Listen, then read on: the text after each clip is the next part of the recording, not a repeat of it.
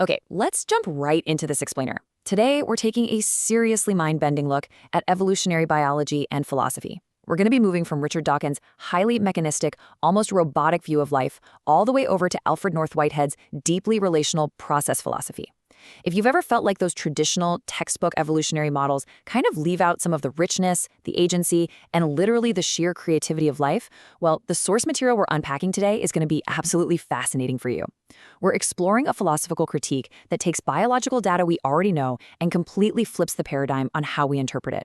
So here's our roadmap for today. We'll start off with a selfish gene theory. Then we'll look at the cracks in that machine. From there, we'll dive into the Whiteheadian alternative, see how it's actually solving the evolutionary puzzle. And finally, we'll wrap up with what's called a dance of becoming. All right, Section 1, the selfish gene theory and the mechanistic view of neo-Darwinism. This is the baseline we really need to establish before we can appreciate the alternatives. The crucial point of this established model, which you probably know was popularized by Dawkins back in 1976, is that evolution is, at its core, totally purposeless. It basically reduces all the breathtaking complexity of life down to nothing more than a relentless competition among isolated, selfish replicators, the genes themselves. In this framework, every single trait, behavior, and brilliant adaptation is ultimately explained by one simple metric. Does it help specific genetic code persist across generations? It's a highly mechanistic, bottom-up view of how biology actually works. According to this perspective, you, me, the dog sleeping on your rug, the ancient trees outside your window, we're all essentially just temporary robotic vehicles. We're built by the drivers, those immortal genes, solely to transport them through time. It's a remarkably elegant, but honestly a somewhat bleak theory.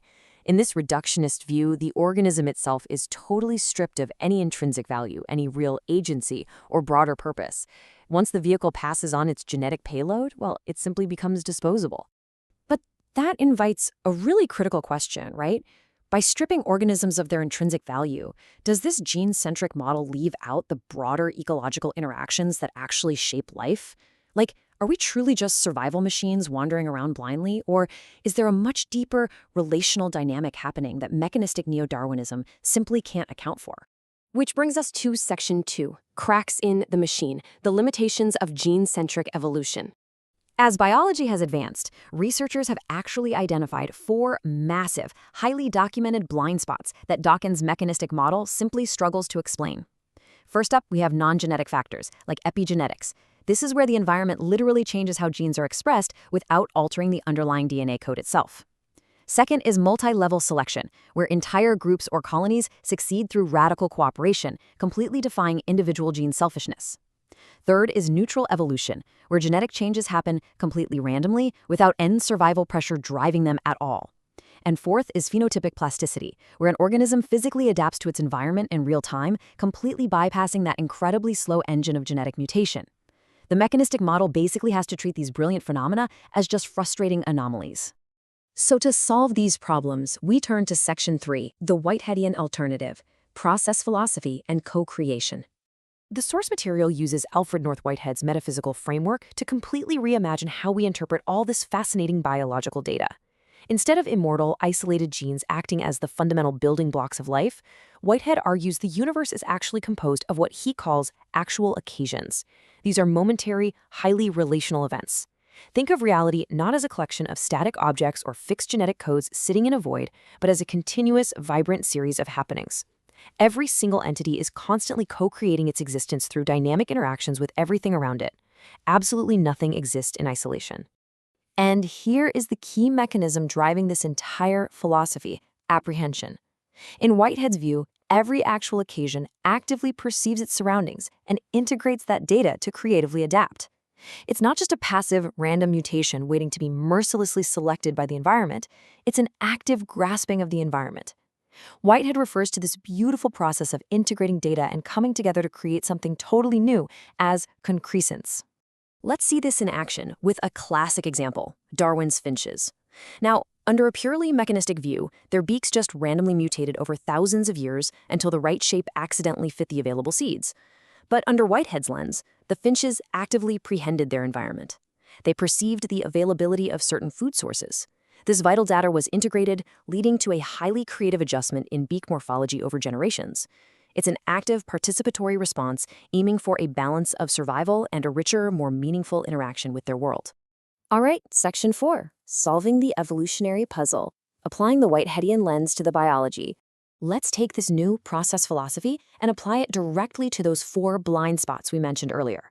First up, non-genetic factors like epigenetics.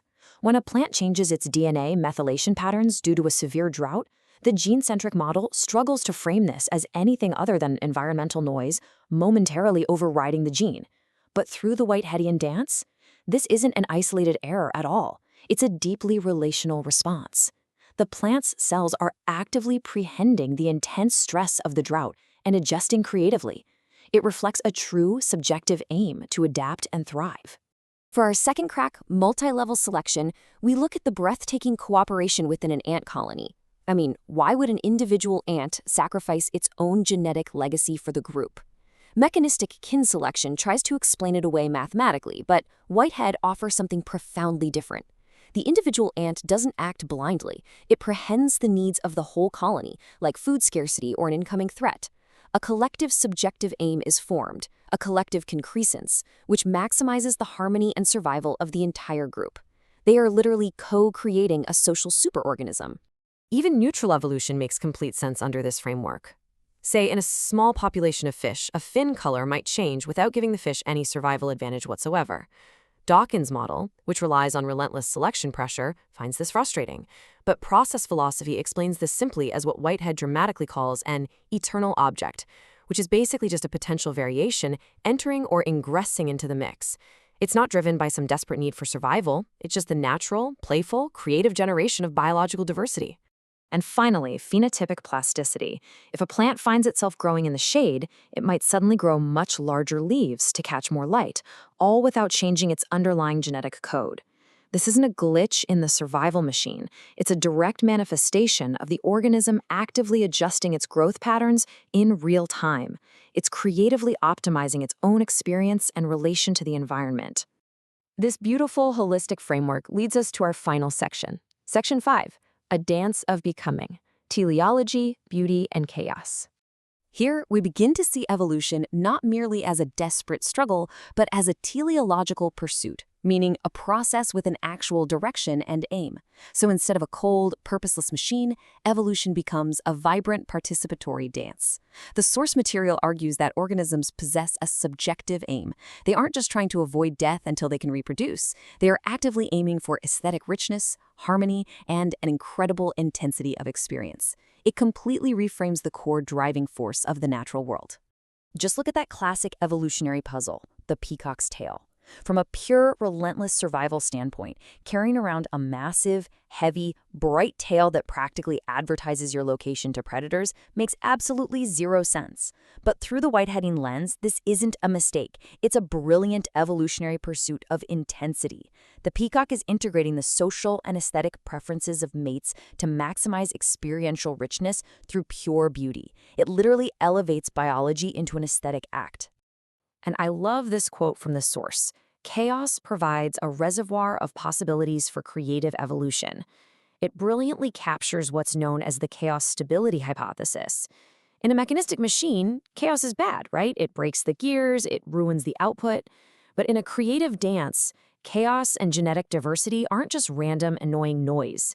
They form an essential dynamic reservoir for evolutionary novelty. A higher degree of chaos actually enhances the stability and the endless creative potential of the entire biological system over time. As we look at these two paradigms side by side, the source material makes a remarkably compelling case. Whitehead's process philosophy offers a far more holistic and comprehensive account of biological reality than Dawkins' strict reductionism. It accommodates all the latest biological findings, like epigenetics and plasticity, while restoring agency, creativity, and a deep relational harmony to the natural world. We aren't just isolated vehicles executing ancient commands. We are active, vital participants. I want to leave you with this final thought. If this philosophical lens is right, it changes everything about how we view ourselves and our true place in nature. If we aren't just biological puppets acting out the commands of ancient code, but rather active co-creators, constantly perceiving, integrating, and shaping reality, what are we choosing to create next? What potentials are you prehending for your future right now? Thanks so much for joining me on this explainer, and definitely keep questioning the world around you.